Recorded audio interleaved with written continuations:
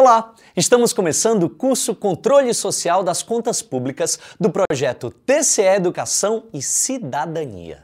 Durante 10 videoaulas, você vai aprender sobre a importância do exercício da cidadania numa sociedade democrática como a nossa. Como são aplicados os recursos públicos e os direitos e deveres que nós, cidadãos, temos de fiscalizar. Nessa primeira aula, preparada pelos professores Sandra Maria Olímpio Machado, José Fábio Souza Diogo e Nayana Corrêa Lima Peixoto, nós vamos aprender sobre os diferentes orçamentos públicos, seus instrumentos e seus ciclos e etapas. Esse é o primeiro passo para você entender a importância da participação de cada um de nós na construção de uma sociedade democrática e transparente. Vamos lá? O processo orçamentário brasileiro tem como base diversos normativos legais, como as constituições federal e estaduais, passando por leis complementares e ordinárias, portarias até as leis específicas. O planejamento e execução das políticas públicas governamentais são norteados por diversos instrumentos integrados e harmônicos entre si.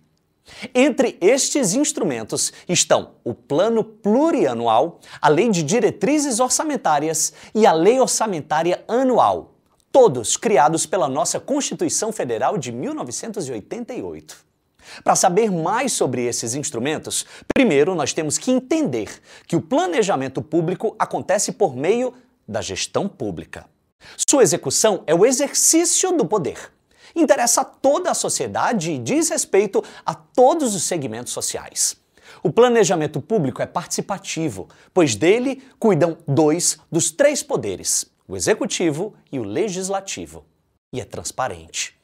Mas é também a síntese de princípios e valores da democracia nas sociedades livres, base fundamental da modernidade, instrumento de exercício da política e da cidadania.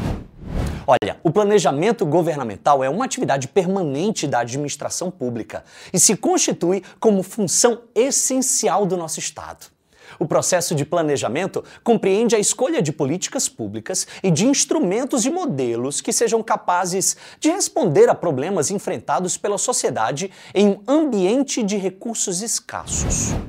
É imprescindível pensar o planejamento governamental como um processo dinâmico.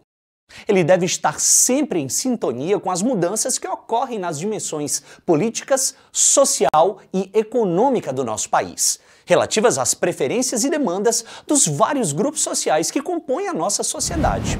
Mas quais são as normas que regulam um planejamento governamental? Bom, é importante entender que o conjunto de normas de um país é construído em torno de uma lei suprema, a Constituição. Essa norma principal define como devem ser elaboradas as outras normas, quem serão os seus responsáveis e o conteúdo mínimo que as demais leis devem conter. E mais importante ainda, é na Constituição Federal Brasileira onde estão contidas as regras orçamentárias às quais as demais normas devem obedecer. As constituições estaduais também possuem a mesma prerrogativa de serem a norma suprema no âmbito estadual em matéria orçamentária. Agora, obviamente, não podem se contrapor à Constituição Federal. A nossa Constituição determina que as leis de iniciativa do Poder Executivo estabelecerão o Plano Plurianual, as diretrizes orçamentárias e os orçamentos anuais, sobre o qual vamos falar mais detidamente daqui a pouco. A Constituição também dispõe sobre o conteúdo mínimo que esses 3 instrumentos de planejamento devem conter. No caso do Plano Plurianual, por exemplo, o seu aspecto regionalizado. No caso das diretrizes orçamentárias, um papel bastante completo que define o destino dos recursos. E na Lei Orçamentária Anual, um aspecto mais operacional, em que se observa a arrecadação de tributos e sua consequente aplicação. Bom, mas como falamos no princípio, não é apenas a Constituição que define o processo orçamentário brasileiro. Diversas outras leis complementares, ordinárias, portarias e até leis específicas compõem esse processo. Como exemplo, nós podemos citar a Lei de Contabilidade Pública, que apresenta um arcabouço legal de orçamento e controle capaz de manter equilibrado o planejamento orçamentário e a programação dos resultados que o gestor público deseja atingir. Também muito importante é a Lei de Responsabilidade Fiscal, a LRF, que reúne diversos disciplinamentos sobre finanças e orçamentos públicos e que tem como premissa básica a de que nenhum gestor pode gastar mais do que arrecada. A LRF será estudada com mais profundidade nos nossos próximos módulos. Entendidos estes conceitos, vamos aprofundar um pouco os 3 principais instrumentos integrados que norteiam o planejamento e execução das políticas públicas governamentais. São eles o Plano Plurianual, que vamos passar a chamar de PPA, a Lei de Diretrizes Orçamentárias, que chamaremos de LDO, e a Lei Orçamentária Anual, que por sua sigla se chama LOA. Bom, resumidamente, o PPA representa o planejamento de médio prazo dos entes governamentais. Tem como finalidade estabelecer as diretrizes, objetivos e metas da administração pública para o período de 4 anos. Já a LDO define anualmente as metas e prioridades da administração pública para o exercício financeiro seguinte e orienta a elaboração da lei orçamentária. E a LOA? Bem, a Lei Orçamentária Anual tem como principal função estimar as receitas e fixar as despesas para o exercício financeiro. Desses 3 instrumentos de planejamento público, o PPA é o que possui o maior alcance temporal. Por isso, considera-se um planejamento de médio prazo. É uma lei de iniciativa do Poder Executivo e estabelece de forma regionalizada diretrizes, objetivos e metas da administração pública. É obrigatório para os entes federal, estaduais e municipais e abrange tanto a administração direta quanto a indireta. A administração direta é constituída pelos órgãos relacionados aos entes da federação. E a indireta, o conjunto de órgãos que prestam serviços públicos ligados a essa administração direta. O PPA deve ser formulado, executado, acompanhado e avaliado segundo rígidos critérios, como diretrizes bem estabelecidas. No plano estadual, em alguns governos, como o do Ceará, por exemplo, sua Constituição traz ainda a figura do planejamento de longo prazo. Ele é um importante instrumento de planejamento para direcionar as políticas públicas, buscando um ciclo prolongado de crescimento econômico e social sustentável, com redução das desigualdades sociais e regionais do nosso Estado. É importante ressaltar que os planejamentos governamentais de médio prazo devem observar também pactos globais, como a Agenda de 2030. Essa agenda mundial foi adotada pelas Nações Unidas com 17 objetivos de desenvolvimento sustentável para serem atingidos até 2030. Engloba ações destinadas a acabar com a pobreza, proteger o meio ambiente e o clima e garantir que as pessoas, em todos os lugares, possam desfrutar de paz e de prosperidade. Voltando ao PPA, do que está composto o PPA segundo o que determina a nossa Constituição, hein? Bom, como nós já explicamos, o Plano Plurianual deverá estabelecer de forma regionalizada as diretrizes, objetivos e metas da administração pública para as despesas e os programas de duração continuada. O PPA é estruturado para viabilizar a implementação de programas de governo. Estes são um conjunto articulado de ações orçamentárias e não orçamentárias para o alcance de um objetivo comum. Esse objetivo comum busca alcançar a solução de um problema, o atendimento de uma demanda da sociedade ou aproveitar uma oportunidade para o desenvolvimento de determinada política ou região. O resultado das ações organizadas dentro de programas é uma maior visibilidade aos resultados e benefícios gerados para a nossa sociedade. Isso garante maior objetividade e transparência na aplicação dos recursos públicos. Um dos aspectos mais importantes do PPA é a sua vigência. Ela é de 4 anos e não está alinhada com os mandados dos chefes dos poderes executivo, presidente, governadores e prefeitos, como você pode ver nesse quadro temporal. Isso é muito importante para que não haja uma ruptura drástica de programas continuados. Serve também para que o novo governante tenha tempo de construir o seu planejamento de médio prazo. Outra característica muito relevante do PPA é o seu caráter participativo. A efetiva participação da sociedade na sua elaboração é um pressuposto fundamental para a nossa democracia. Para dar um exemplo, em 2023, durante a elaboração do PPA 2024/2027, tanto na esfera federal quanto na do governo dos estados, foram realizadas plenárias regionais de forma presencial e posteriormente também participação virtual por meio de votação em plataforma digital. Entendido o PPA, seguimos agora para o segundo instrumento de planejamento público, a LDO. A Lei de Diretrizes Orçamentárias é uma lei anual que faz a ligação entre o PPA e o instrumento operacional que viabiliza a execução do plano em um exercício, que é a LOA. Mais especificamente, a LDO traz dispositivos no seu texto de lei que orientam a elaboração, a alteração e execução do orçamento. Além disso, ela identifica dentre as metas definidas para os 4 anos no PPA, quais são as prioridades para o ano seguinte, promovendo dessa forma o direcionamento do orçamento. No caso da maioria dos governos estaduais, isso é definido por meio do anexo de metas e prioridades. Mas quais são as competências da LDO? A Constituição Federal estabelece as principais competências das diretrizes orçamentárias: compreender as metas e prioridades da administração pública federal, incluindo as despesas de capital para o exercício financeiro subsequente, orientar a elaboração da lei orçamentária anual, dispor sobre as alterações na legislação tributária e estabelecer a política de aplicação das agências financeiras oficiais de fomento. E por último, completando a explicação desses 3 instrumentos de planejamento público, vem a LOA, que é a Lei Orçamentária Anual. Ela tem por finalidade a concretização dos objetivos e metas estabelecidos no plano plurianual.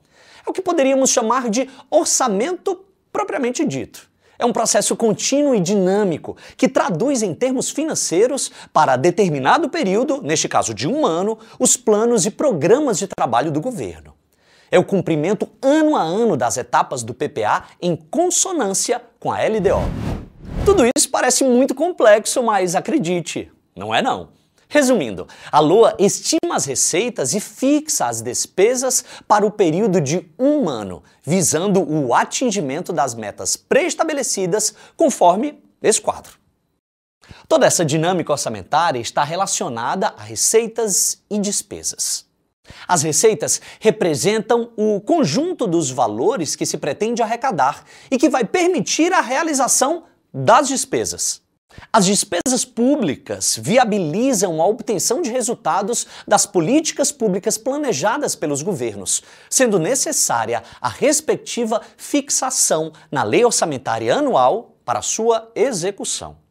As despesas previstas no orçamento servem para gerar produtos como rodovias e serviços como o atendimento médico, por exemplo. Tais despesas são estabelecidas em forma de classificações orçamentárias. Essas classificações podem evidenciar diversas óticas dos gastos, tais como por órgão, por função de governo, por fonte de recursos, por região, etc.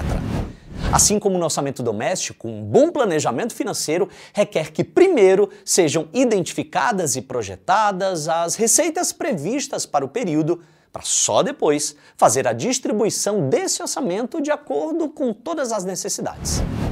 Entendendo melhor como funciona o processo orçamentário brasileiro, a gente consegue ter ferramentas para fiscalizar. Todos os meios de avaliação do processo orçamentário e controle são importantes para redirecionar os instrumentos de planejamento. Bom, isso permite que a utilização dos recursos públicos ocorra de forma cada vez mais eficiente e que a construção de políticas públicas sejam efetivas para o desenvolvimento econômico e social de forma sustentável e participativa. Quais são os principais tipos de orçamento e qual é o modelo que o Brasil adota hoje? Existem diversos tipos de orçamento. Vamos destacar aqui alguns. O primeiro é o orçamento clássico ou orçamento tradicional. O objetivo desse modelo era exclusivamente o equilíbrio financeiro. Então, o foco estava no objeto do gasto. Depois temos também o orçamento de desempenho, que é uma espécie de evolução do orçamento tradicional, na medida em que, além do equilíbrio da receita e da despesa, ele havia uma mensuração do desempenho. Então, o foco sai do objeto do gasto e passa a ser o destino desse gasto. Existe também o orçamento base zero. Esse é um modelo adaptado do privado. A partir desse modelo, cada demanda dos órgãos iam sendo reavaliadas anualmente, como se no ano seguinte partisse do zero, por isso orçamento base zero. E temos o orçamento programa, que é uma técnica mais moderna. O foco é no programa de governo. Esse tipo de orçamento ele está bem mais alinhado com o planejamento. A partir das ações orçamentárias, elas são desenvolvidas em consonância com as diretrizes do planejamento. E esse tipo de orçamento, o orçamento programa, é o atual adotado pelo Brasil. Qual é a principal finalidade do princípio da publicidade ou transparência? O princípio da transparência, ele vem preconizado do princípio da publicidade na própria Constituição Pública. Então, por esse princípio, entendemos que todos os instrumentos de planejamento, eles devem ser publicados em meios de comunicação oficial. E isso não só para garantir a sua eficácia, mas também uma forma de demonstrar o conhecimento por parte da população, o acesso. Então, ele é muito importante para o acompanhamento pela sociedade. Como a Lei de Responsabilidade Fiscal tem contribuído para o avanço da transparência e controle social das contas públicas? A Lei de Responsabilidade Fiscal, também conhecida como Lei Complementar 101 de 2000, representa um avanço na gestão pública brasileira. Antes da LRF, poderiam ser observados altos índices de endividamento, além de aumento de despesas com pessoal, inclusive nas épocas eleitorais, falha no planejamento, na transparência e no controle dos recursos públicos. A LRF surge, então, não só para regulamentar dispositivos da Constituição Federal. Ela vem também no sentido de auxiliar a maior eficiência na arrecadação de tributos, na aplicação desses recursos e incluindo também a responsabilização dos gestores públicos. Outro grande passo importante da LRF é que ela traz a relevância novamente dos instrumentos de planejamento, tanto o Plano Plurianual, quanto a Lei de Diretrizes Orçamentárias, quanto a Lei Orçamentária Anual. Além disso, outro marco importante da LRF é o estabelecimento de metas de resultados para receitas e despesas, além de definição de limites a serem observados para endividamento, para operações de crédito, a renúncia de receitas e das próprias despesas com o pessoal. A LRF traz um capítulo específico sobre transparência e controle. Nesse capítulo, são determinados que todos os instrumentos de planejamento orçamentário devem ser amplamente divulgados, inclusive em meios eletrônicos. Isso por quê? Para facilitar o acesso do cidadão a essas informações. Além disso, preconiza também a realização de audiências públicas e incentiva a participação popular. Com tudo isso, observa-se um avanço na transparência e no controle social das contas públicas. Qual é o papel dos tribunais de contas em relação ao orçamento público? Na administração pública, existem dois tipos de controle, o controle interno e o controle externo. O controle interno, no caso do governo do Estado do Ceará, é exercido pela Controladoria e Ouvidoria Geral do Estado, que é a CGE. A CGE é responsável por zelar pela transparência e pelo controle dos recursos públicos do Estado. A CGE auxilia também os gestores através do instrumento chamado Plano de Ação para Sanar Fragilidades, que é conhecido como PASF. Já o Tribunal de Contas é o responsável pelo controle externo. É a partir do Tribunal de Contas em que são realizadas as fiscalizações, tanto contábil, quanto financeira, quanto patrimonial e também orçamentária. Além disso, o Tribunal de Contas do Estado, ele julga aos responsáveis por dinheiro, patrimônio ou valores públicos. E tem uma função muito especial, que ele analisa as contas anuais do governador e dos prefeitos. Através dessa análise, subsidia o Poder Legislativo, que é quem vai dar o julgamento final dessas contas. O Tribunal de Contas, ao analisar essas contas, verifica o desempenho dos programas, o alcance dos resultados, a execução orçamentária, identifica também os níveis de endividamento, se houve atendimento aos limites impostos pela Constituição ou por leis complementares, como a questão da educação, da saúde e da despesa com o pessoal. Através desses análises do Tribunal de Contas, acaba beneficiando o Poder Executivo a aperfeiçoar os seus instrumentos de planejamento e a própria execução orçamentária, tentando sempre alcançar melhores resultados.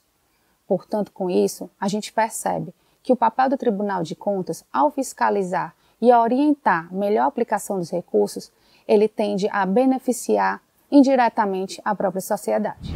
Muito interessante, não é mesmo? Viu como é importante esse conhecimento para que cada vez mais nós possamos exercer o nosso direito de controlar as contas públicas? Bom, chegamos ao fim de nossa primeira videoaula do curso Controle Social das Contas Públicas, com o tema Os Diferentes Orçamentos Públicos. Nós aprendemos sobre os diferentes orçamentos públicos, seus instrumentos e seus ciclos e etapas. Esse foi o primeiro passo para você entender a importância da participação de cada um de nós na construção de uma sociedade democrática e transparente. E uma dica importante. Estude também o fascículo número 1, com muito mais informações sobre esse assunto. A gente se vê na nossa próxima aula. Até lá!